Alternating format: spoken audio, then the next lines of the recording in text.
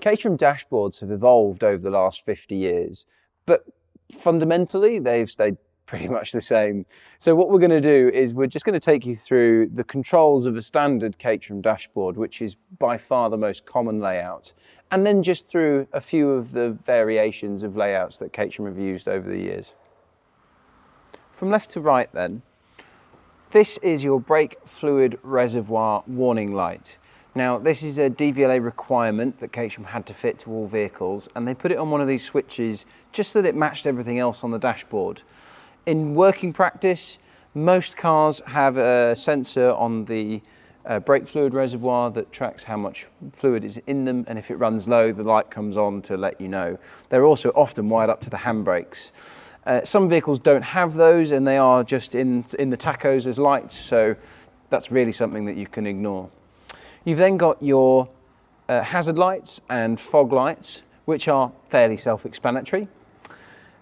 Then your fuel gauge. Now, Caterham fuel tanks and fuel gauges, really, we want to take this with a pinch of salt. They've never been the most accurate things in the world. My best advice for these and working out how optimistic or pessimistic your particular fuel gauge is to run it down to about a quarter of a tank, then take it to a petrol station and fill it up with fuel. Just make note of how many litres you're able to get in. That way, if you know the capacity of your fuel tank, which should be in your owner's manual, you will be able to work out whether or not it's under-reading or over-reading to stop you ever running out of fuel. This then is your heated front windscreen switch. And yes, genuinely, Caterhams do have heated front windscreens, or a lot of them do. You'll need that if you're ever using the full weather gear with a dramatically different temperature outside to inside as they fog up. Moving on, this is your heater fan. Now, heater fan switches have three very exciting settings of off, slow and fast. The vents for your heater are underneath the dashboard. They are circular and there's one on each side, so you can adjust the flaps to point them where you like them.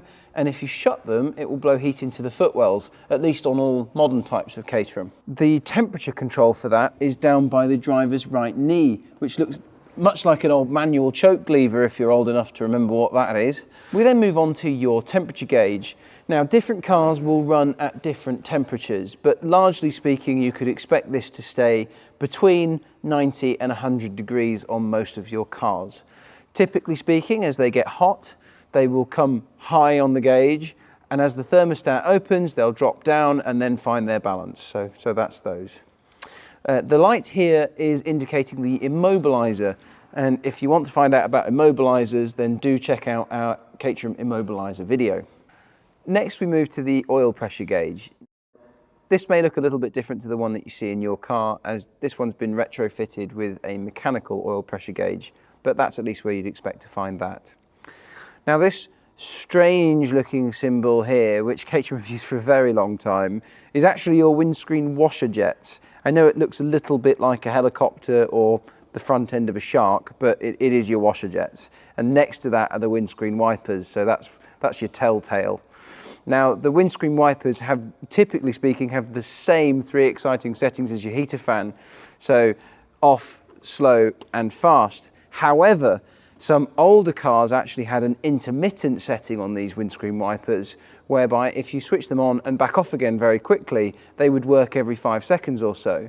And if you've got that, to switch it off again, you switch it on, let it do a complete cycle, and then switch it off again. Directly underneath the controls for your wipers is the indicator switch. So yes, really, this delightful little flick lever is how you operate the indicators on a Caterham. Obviously, left is left and right is right. Now, these are not self-cancelling, continuing Caterham's theme of having no driver aids in your car. A common little issue with Caterhams is for indicators to randomly stop working. Now, little tip for you, if that ever happens, try your hazard light switch, because the indicators are actually wired through the back of the hazard light switch, and they often fur up from not being used and need to be pressed a couple of times, and your indicators will come back on. So that's a top tip on indicators. For cars with push button starts, it's important to remember that this is a start button and not a stop button. So if you do have this, make sure you switch the engine off with the key. There are some Caterham dashboards where the start button does in fact switch off the ignition, but we'll come on to those a little later. Some Caterhams have quick release steering wheels fitted to them, which are great, and they can make getting in and out a little bit easier for some people, and they're quite a good security deterrent. It's very difficult to steal a car without a steering wheel, but it's very important to make sure that these wheels are fitted correctly. So to release the wheel, there's a secondary spindle just behind the steering wheel, which if you squeeze towards you, the wheel will just pull off. Now, these have a centering spline on them, which mean that they will only go on one way. So if you're ever unsure, squeeze the ring towards you, apply some pressure and just rotate the wheel until it finds its spline and locks in. Now here's the important bit. There is a safety catch with these, so if they're not quite on properly, they won't just come off in your hand, but you will find that there's this centimetres worth of travel in the boss. Now that's telling you that the wheel's not on properly, so then at that point make sure, squeeze the ring towards you, press it down, make sure that's locked back, and there should be no more than 1 millimetre or so's worth of play in the boss.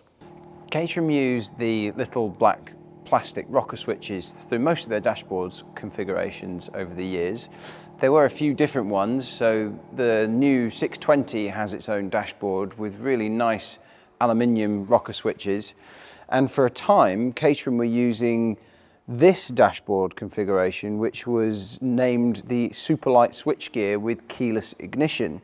Now these are the only ones really that operate differently to the standard rocker switch setup, and mainly because you can't push them into different positions, they work on scrolls. So for example, your wipers, one press of your wipers will put these motors onto an intermittent setting. You then have to press it again to go to steady on, and again to fast on, and then again to switch it off. The only other real difference with these is the starting mechanism. So for the Superlight switchgear, you would press the start button once to bring on the ignition.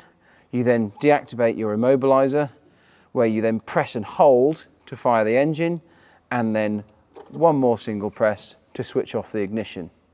So that's a run through of how to use Caterham controls. We hope you found it useful. What's your favourite type of Caterham dash? Let us know in the comments below.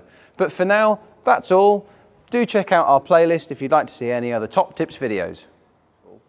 What's your favourite type of Caterham dash? Let us know in the boxes below.